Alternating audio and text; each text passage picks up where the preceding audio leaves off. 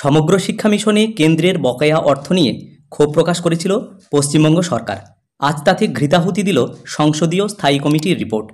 কংগ্রেস সাংসদ দিগ্বিজয় সিংয়ের নেতৃত্বাধীন শিক্ষা, নারী, শিশু, যুবা ও ক্রীড়া বিষয়ক মন্ত্রকের সংসদীয় স্থায়ী কমিটির রিপোর্টে আজ স্পষ্ট বলা হয়েছে, সমগ্র শিক্ষা মিশনের সঙ্গে যে সমস্ত রাজ্য পিএমশ্রী প্রকল্পকে যুক্ত না করবে তাকে বকেয়া প্রাপ্য অর্থ দেওয়া হবে না।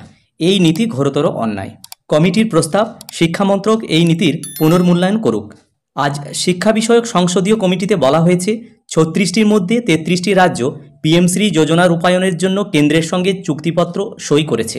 বলা হয়েছে, কমিটি অত্যন্ত উদ্বেগের সঙ্গে লক্ষ্য করেছে যে যেসব রাজ্য কেন্দ্রের সঙ্গে পিএমশ্রী যোজনা রূপায়ণের জন্য চুক্তিতে সই করেনি তাদের সমগ্র শিক্ষা মিশনের বকেয়া টাকা দেওয়া হচ্ছে না। যে ৩টি রাজ্য সই না করার কারণে বঞ্চিত তারা পশ্চিমবঙ্গ, কেরল এবং তামিলনাড়ু। প্রসঙ্গত, এখানে বাংলায় বকেয়া ১,০০০ কোটি টাকার বেশি, কেরালায় ৮৫৯.৬৩ কোটি এবং তামিলনাড়ুতে বকেয়া ২,১৫২ কোটি। আজ রাজ্যসভায় এই রিপোর্ট পেশ করা হয়েছে। কেন্দ্রের দাবি, সমগ্র শিক্ষা মিশনের সঙ্গে পিএমশ্রী প্রকল্পকে যুক্ত করলেই মিলবে এই অর্থ।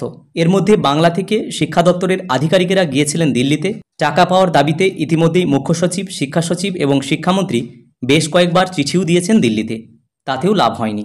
তো এই প্রতিবেদনটি আনন্দবাজার পত্রিকায় প্রকাশিত হয়েছে। আমি এই ছোট্ট ভিডিওটির মাধ্যমে এটি শেয়ার করার চেষ্টা করলাম। ভিডিওটি সকলকে দেখার জন্য ধন্যবাদ। সকলে ভালো থাকুন, সুস্থ থাকুন।